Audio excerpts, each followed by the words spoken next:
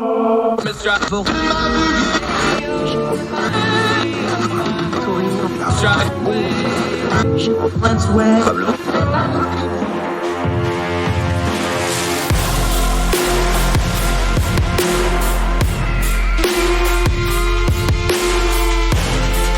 your host, Andrew Donaldson.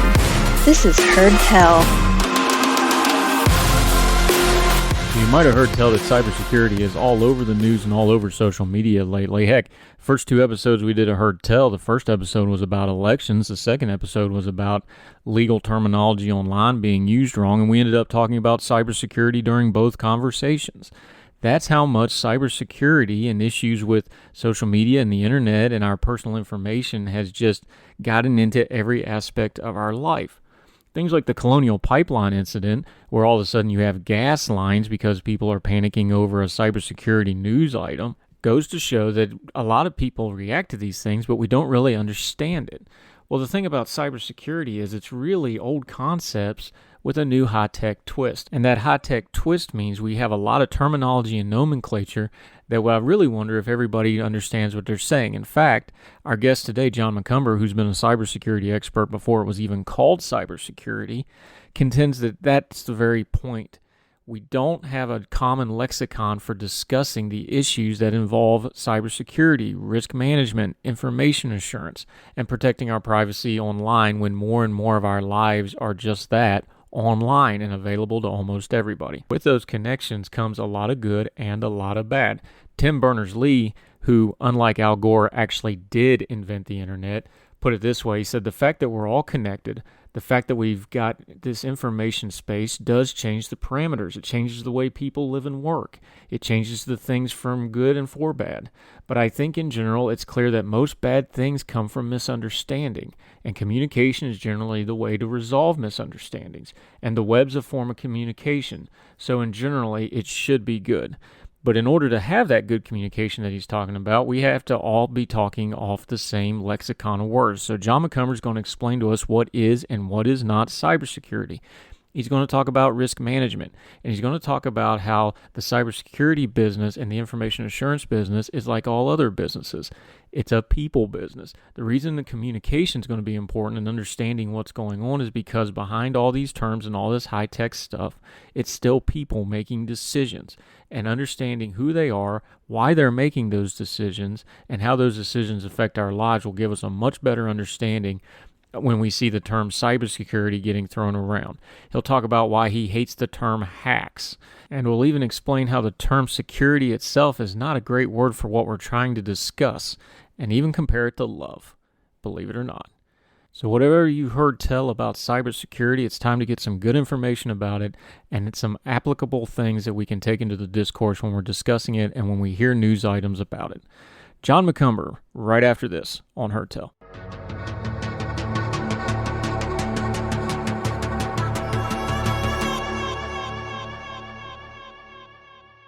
And I'm very thrilled to have my friend John McCumber with me. John, how you doing up there with the man in the high castle with the brand new sodded yard, I believe?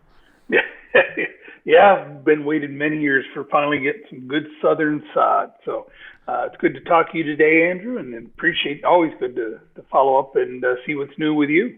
Yeah, I'm glad to catch up with you. He's enjoying those spoils of life because he's had a lifetime as a cybersecurity expert, a lecturer. He's written a textbook. He's also a retired Air Force officer. We'll talk about all that. John, your auspices for the last few years has been cybersecurity. I know you've talked about it. You've written a couple pieces about it. The Colonial pipeline, not really a hack, but a ransomware type attack. Yep. I'm old enough that I've seen a couple of these now. We had the Stuxnet virus. I'm old enough to remember the OPM hack where the Chinese got all the government folks' data. Yep. It sure looks like we're going to repeat the pattern again where we had a news cycle, it affected everybody, and now everybody's going to go back to forgetting about things like cybersecurity for a while until it happens again, right? Well, that's certainly, history would point in that direction. So I'm not surprised that we are where we are. I'm actually in the process of writing another article for Ordinary Times right now on that, the issue of cybersecurity consulting and my experience in that world. And so it talks about where these issues come from, why they become problems, why they continue to resurface, and why we failed to learn from the past. So I looking forward to putting that together and finishing that and sharing that with our readers there. Yeah, and you can find John's work at ordinary-times.com. We're thrilled to have him. John, I imagine, I think one thing that happens, people hear the term cybersecurity or IT security and they hear all this nomenclature that brings up things like computers and technology, but the fact of the matter is cybersecurity is like every other business. It's a people business, and it's very heavily relying on what type of people you have involved in their chains of commands and their ability levels, and that varies quite a bit. So cybersecurity is like everything else. It just depends on who's doing it, why they're doing it, and who they're answering to while they do it, isn't it? Well, pretty much. It's one of the things I like to talk about is that, cybersecurity is the latest word we use. It started off when I got into business in 1988. It was called computer security. And then it became information assurance, information operations, information. We have resiliency now, cybersecurity. And these terms have all evolved over the years and have come to mean a lot of things to a lot of people. And what unfortunately they don't add a lot of light and help us understand or direct us to what they mean, which is one of the things in the last role I had as a cybersecurity advocate for a membership organization. I sat and they said, let's look out the industry and you tell us what we need. And so, like I say, having written a textbook on this, having taught at a university for a number of years, I looked around among our members who were all cybersecurity practitioners and realized, you know what we needed? We needed a primer. They go, what? I said, we need a lexicon. I say, every time I go out to meet with people, when I meet with legislators, which was one of the things I had to do in my job, was to meet with congressional staffers, senatorial committees and their staffers, met with Congress people. I had a wonderful opportunity to meet a lot of government leaders. And what was the biggest surprise, I guess, to the whole to that whole effort was finding out that people use terms improperly in cybersecurity. Starting off the gate, let's start with the word security. It's a terrible word. It's a transitory and idyllic state, not unlike love. I've been married 43 years. Is there love in that relationship? I'm sorry, 41. Never mind. I won't show you the side angle I got here. Was that time off for good behavior, or how's that work? Or is it like my family where they deduct the deployment time off all Yeah, that doesn't count. all time frames? It's like, well, you're 3 years behind everybody else. So when you talk about the word security, it's a transitory and idyllic state. There's nothing. So when people say, well, we need to be more secure or we need to have security, the word already puts you on a bad footing. You're not having an intelligent conversation because there's no way of saying what is security and what's not security. And so that's why I like to talk about the elements of risk management. All security is a risk management job. We make risk-based decisions. None of us is ever secure. None of us ever free. These are all words that get so easy to misuse. So we talk about what are the threats, and then that's where we talk about the term. And I hate this term, and I'm going to say it, and I'm not going to say it much, but I'll use that hacker term. It's an inaccurate term. Is there a good person? Is that a bad person? Is that have evil intent? Is that curiosity? How does that play out? And it depends, of course, on context. So that's why I think it's, we can talk about malicious actors. We can talk about, young people who are curious about technology and stumble into new knowledge. And there's a lot of ways to look at those, what those are, but using that term doesn't help. Then we can talk about vulnerabilities and how they're exploited, and talk specifically about what those are in IT systems, in operational systems, and in what they call the Internet of Things, which are basically just new extensions of the IT environment, like your refrigerator or stove. So we have all these evolving elements, and then we have, of course, what it is I'm trying to protect here. And, whether that's the mission. In the case of Colonial Pipeline, they were protecting the mission, which is delivering oil and gas via pipeline. So we have a mission to protect. Then we have to look that once we determine that creates a risk environment, threat, vulnerability, and which in turn impacts an asset, those three elements.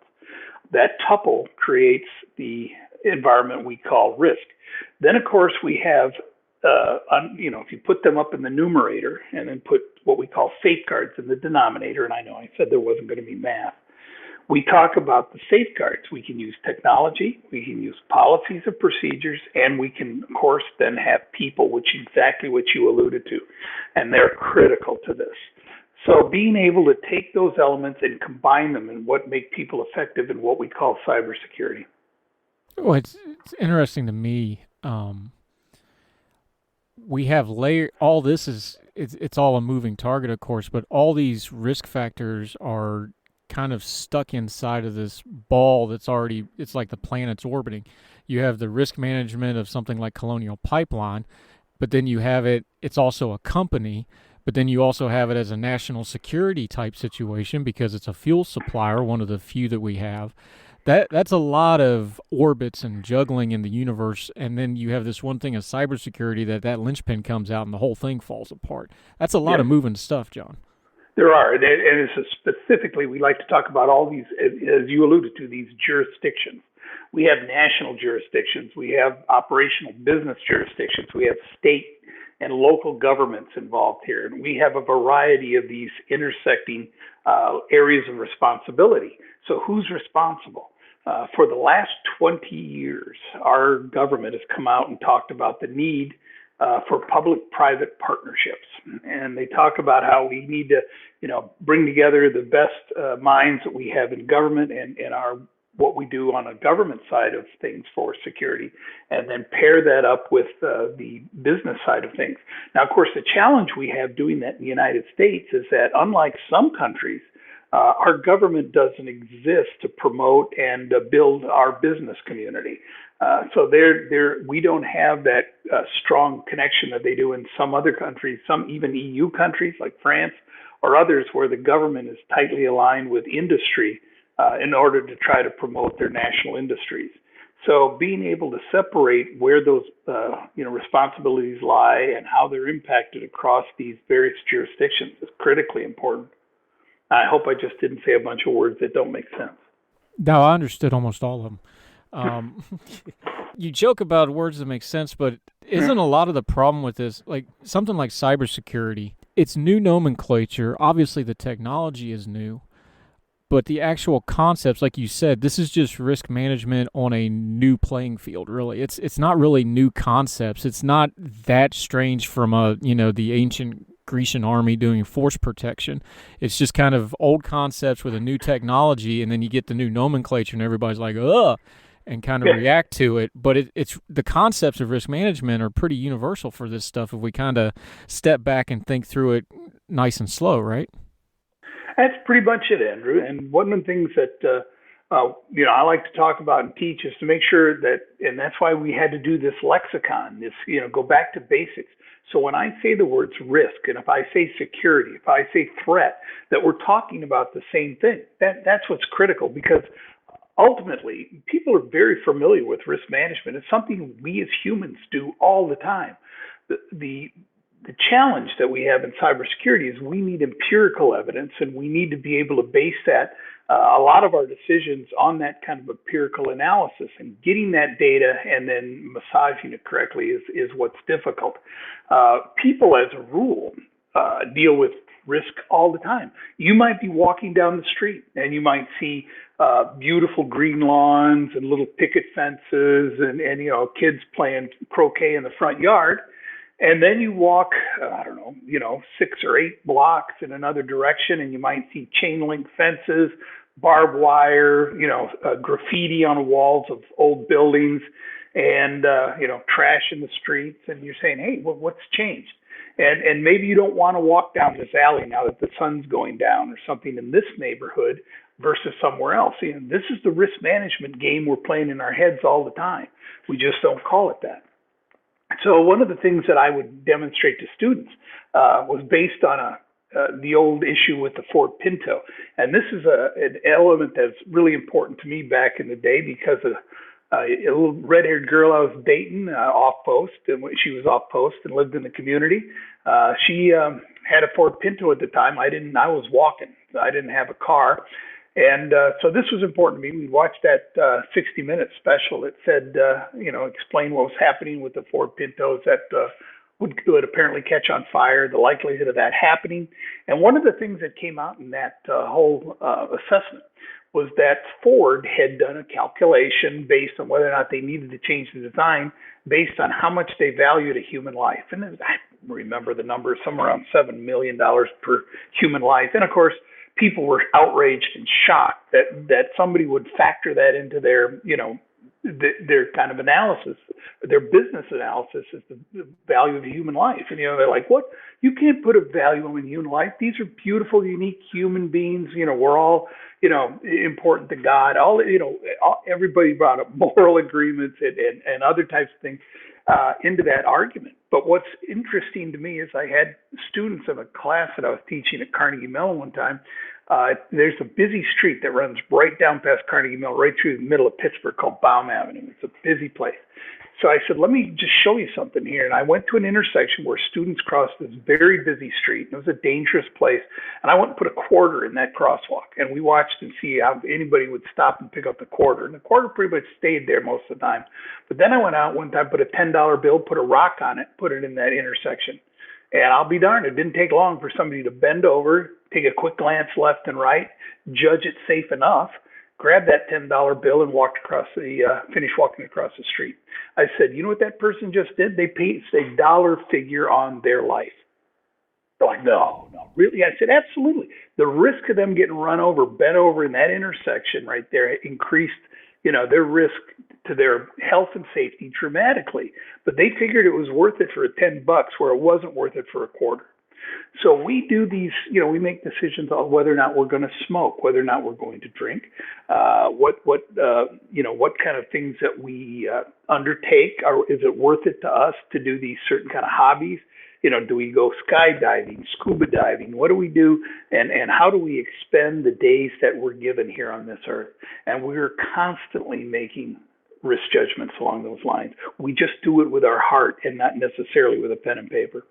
And it's interesting because the other side of all those equations, there's either a company or a government or an outside actor that's making the opposite calculation. I know when I was in management with a freight company, if we had one of our trucks got in an accident with an injury, they automatically jerked $1 million out of the budget and put it in escrow. Yep. And if it was a fatality accident, it was $5 million. Like wow. Instantly, like that day they did it because they just knew, there's going to be a lawsuit. There's going to be cost associations right out of the general budget.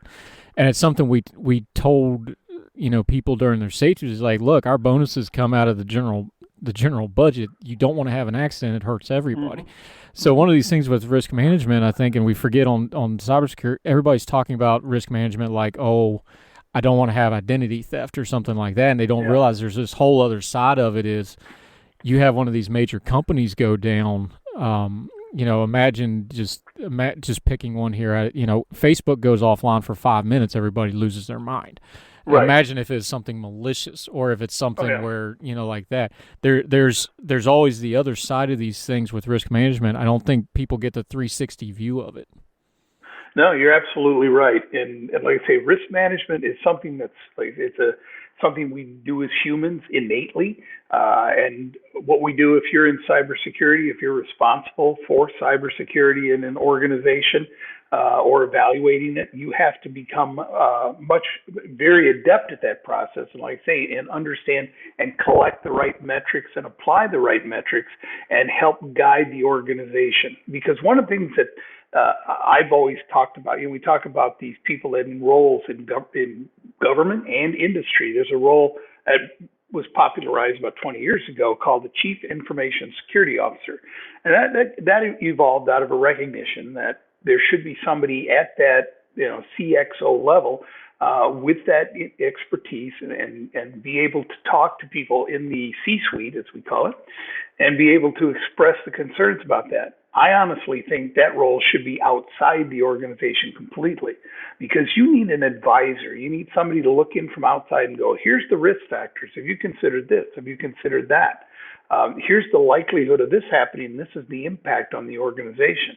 If you're inside an organization and you're trying to make the case for these, you're going to be influenced by everybody from HR to the CFO to everybody else, all these various things pulling at you because you're a member of the organization.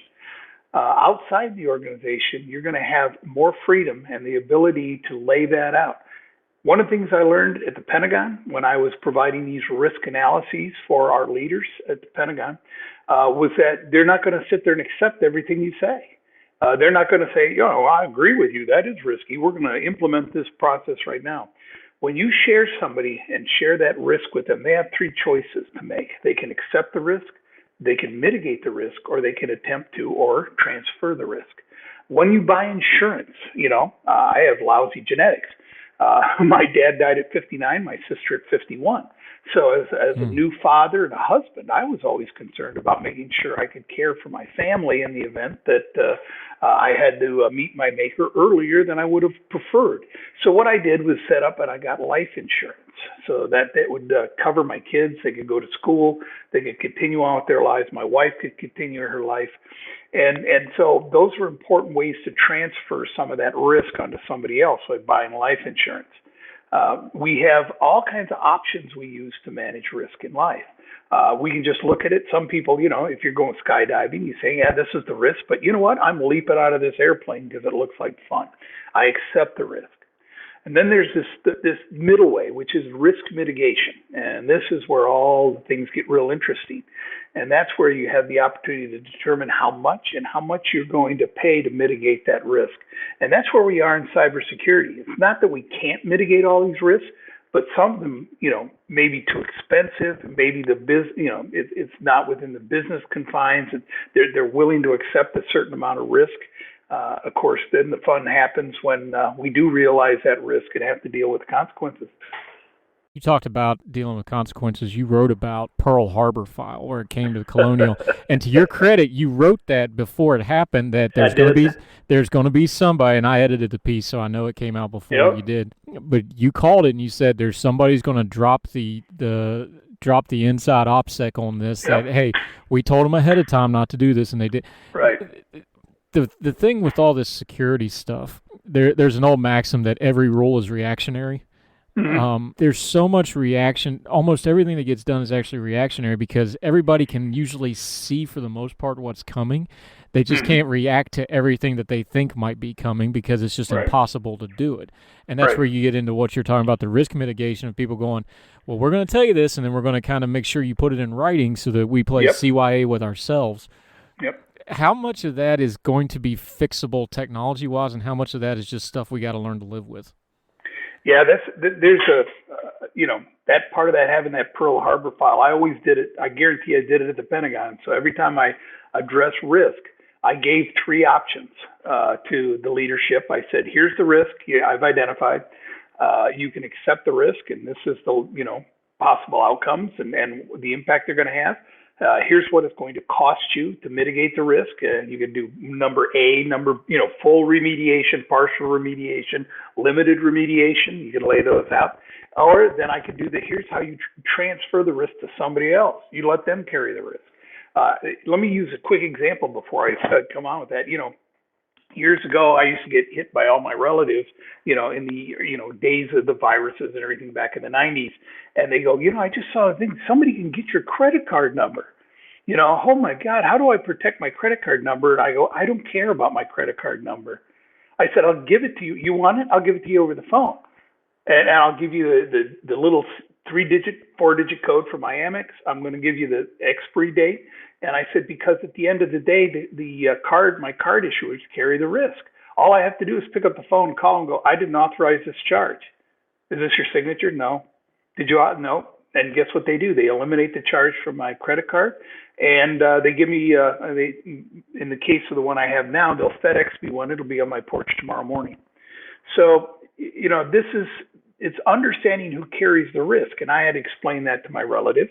Are you carrying the risk in the case of your credit card? And as we talked about it and looked at their thing, the answer was, well, no, I'm not carrying the risk. I said, then why are you worried about it?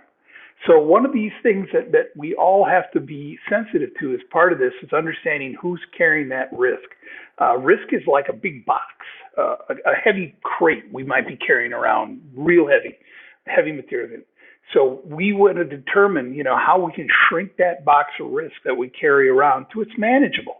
And that's what Colonial Pipeline probably, did. I not only did I know that somebody would come forward with hey, I looked at this and this is what I told them back then.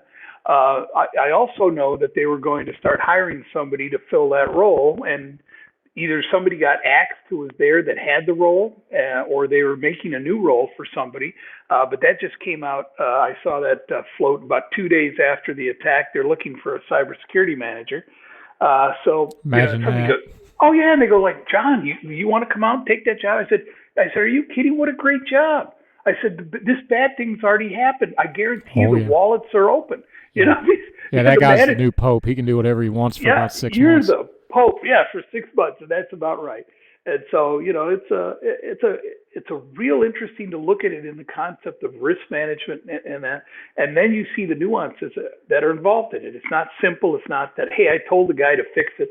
I used to do consulting in this business. I've done it for government. I've done it for commercial. I've done it for local government. When I was doing consulting, everybody's got some subset of about 30 problems. And the ransomware attack on Colonial Pipeline, the threat wasn't unique or interesting as much as the vulnerability that was exploited.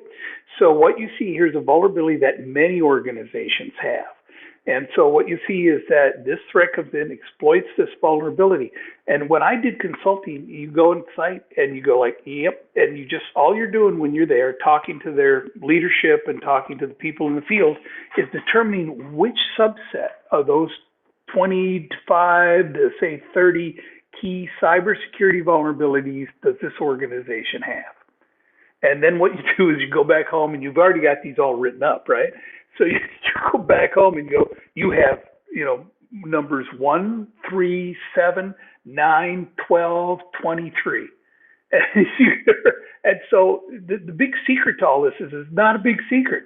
Organizations have these, and you can see where they evolve from. You can see that, and then you propose that here's my proposals for you to mitigate those, and then they'll make a financial decision. Do I want to mitigate the risk, or do I want to take time to do it? And that's where the problems ultimately then come about, when something that they hoped didn't happen happens. I got a picture in my head when you were doing that you had the big tumbler thing, and it was like risk management bingo, and you're just calling the numbers and with a big tumbler, and you're pulling them out like B48. Oh, backdoor virus hack. Okay. Yep. You've got that vulnerability, or you got vulnerabilities in your on your third party systems. And you got and that's where these come from. My dad had an old country saying, and about, things that, we worry about. And he goes, son, you're going to worry about a lot of stuff in your life, and you're going to, and he goes, but let me tell you, worries are like bowling balls running down an alley at you. And he goes, out of 10 of them, 8 of them are going to end up in the gutter before they get to you. And you know what? And then the one that's going to get you is the one that comes from the other side. You didn't even know it was possible. Yeah. And so that was something that's always stuck with me. And that's the same thing about, that I took into my professional career, in advising people. I'd say, look, it's your call if you want to spend this money. Well, that's expensive. I don't know if we can afford that. I understand that. That's not my call.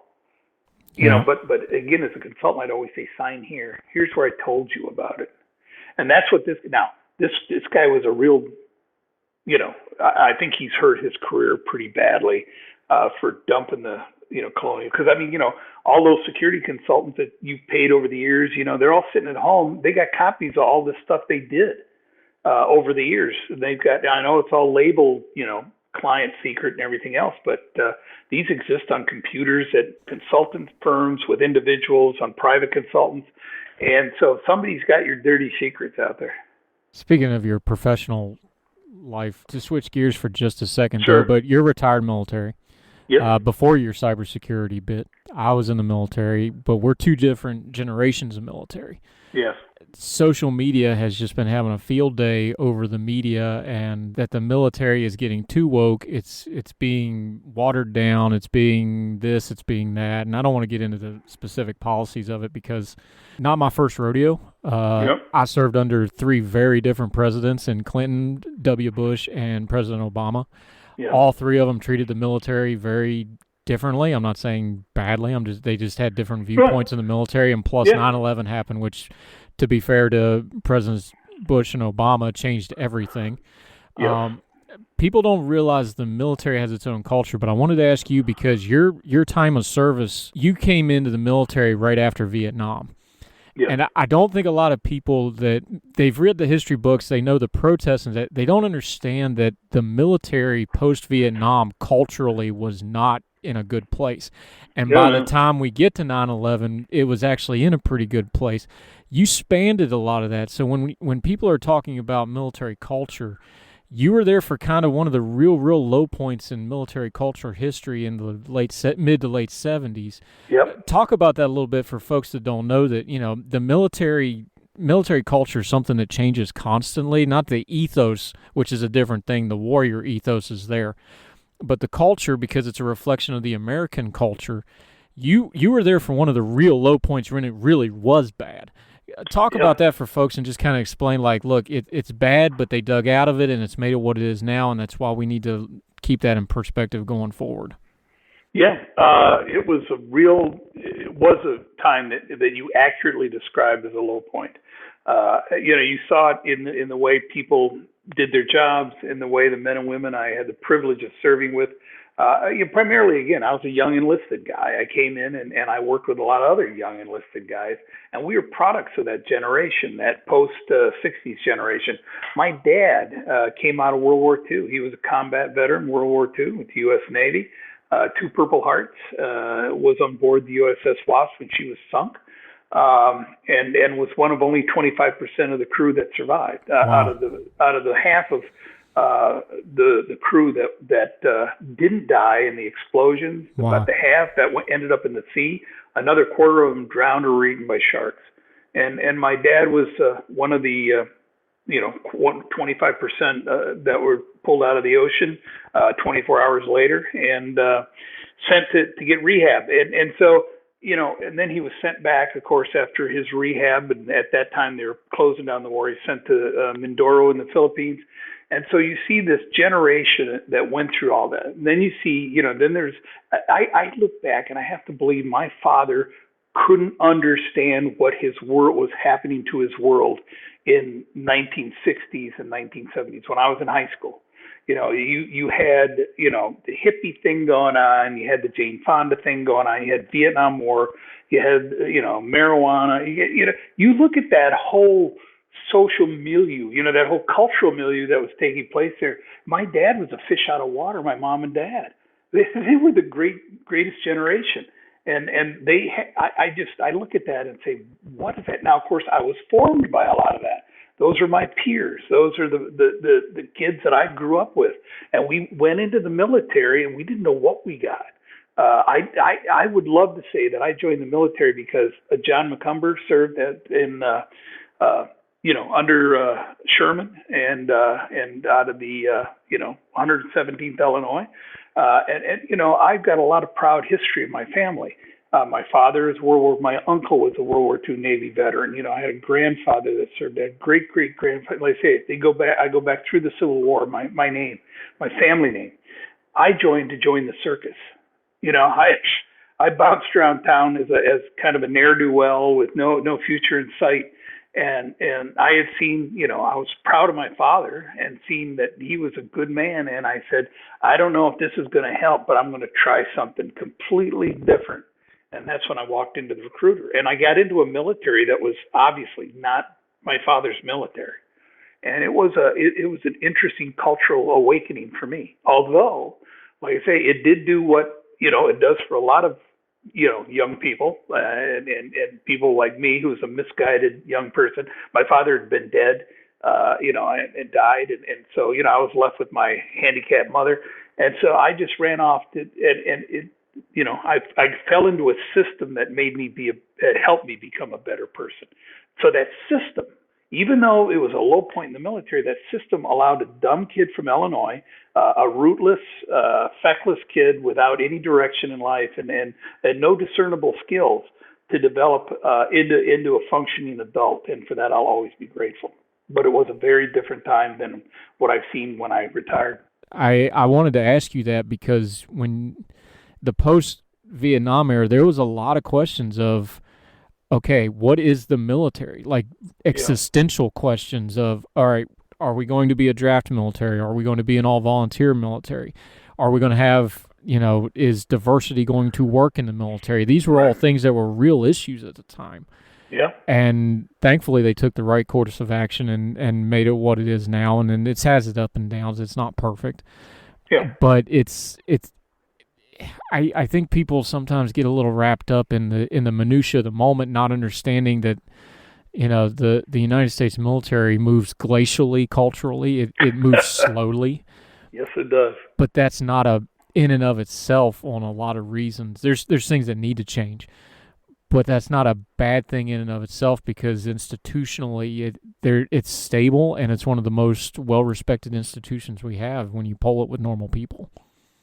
Yeah, and like, see, from my experience, I understand. Like, say that I have nothing but the greatest respect. I worked with some of the best men and women that I had the privilege of ever knowing, and like I mentioned earlier, the outright mendacious skullduggery type of things that I've seen in commercials, I really didn't see a lot of that in the Air Force. I mean, I'm sure there was stuff going on, and maybe I wasn't just privileged to see it where I was sitting, but I've been, like, say, I worked with people who always had best interests of the nation and their service at heart, and it was a real affirming growth for me. I count it a blessing to get those experiences of the multicultural aspect of the military and getting to do that. And then I got to travel overseas a lot and live overseas myself. So that was all good stuff. Yeah, that is.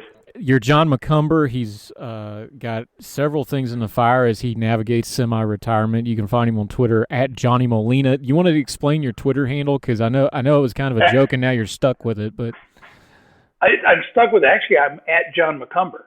Which is just, I go by my name. So I'm sorry, I had it wrong, John McCumber, but you're Johnny Molina on your tag. I put myself, I always liked the name Johnny Dollar. I used to listen to that old radio program, and this for a nostalgia thing. It was hilarious. I would listen to that.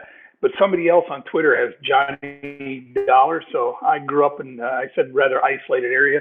I was in the city limits of Moline, Illinois. My dad worked for John Deere after the war.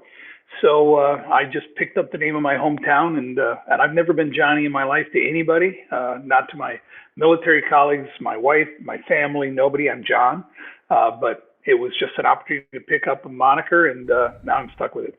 Now you're stuck being Johnny, so congratulations. He writes all the time at ordinary-times.com. We're thrilled to have him. He's got all kinds of great experiences and story, everything from cybersecurity to driving around a half-drunk ZZ Top. You can read about that story sometime.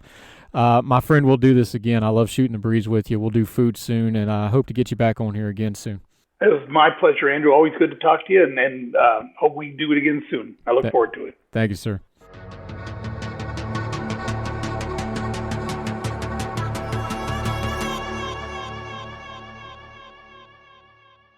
One of the reasons we wanted to do Heard Tell in the first place was to get people like John McCumber, who have a lifetime of experience and all the knowledge in the world on the topic, but are also very able to just explain it in a plain language way that everybody can understand it. And this is a subject that is constantly changing. Things with cybersecurity, as John told you, since he started, it's always changing. In fact, just since we've recorded this episode, we've had another high-profile incident with the JBS meatpacking hack. These sorts of events are going to keep happening and keep showing up in the news, so it's important to understand some of the underlying principles. For example, just this month, President Biden issued an executive order on cybersecurity, and part of it reads in part, the United States faces persistent and increasingly sophisticated malicious cyber campaigns that threaten the public sector, the private sector, and ultimately the American people's security and privacy. The federal government must improve its efforts to identify, deter, protect against, detect, and respond to these actions and actors.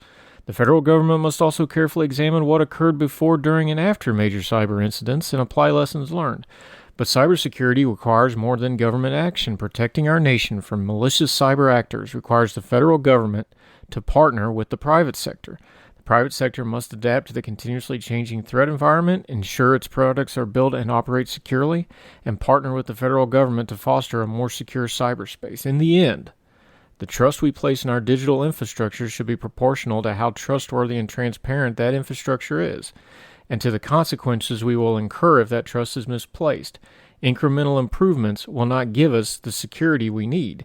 Instead, the federal government needs to make bold changes and significant investments in order to defend the vital institutions that underpin the American way of life. Mighty fine words from the president. But as John explained, we need to be careful of the meaning of the words and what they actually mean, and understand the limitations of what we can do about it.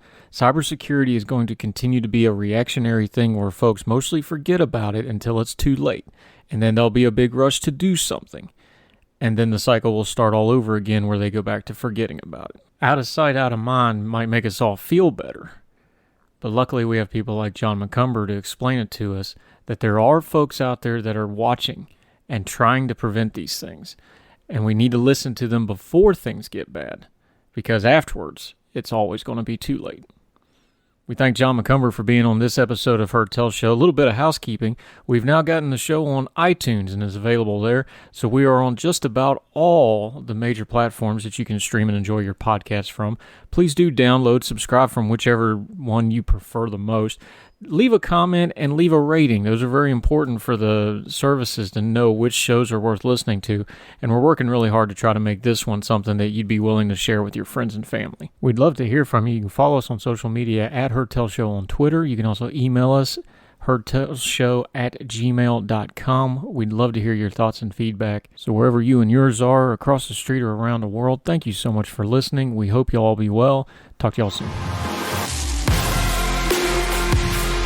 All the music on Heard Tell is provided under a Creative Content license from monstercat.com.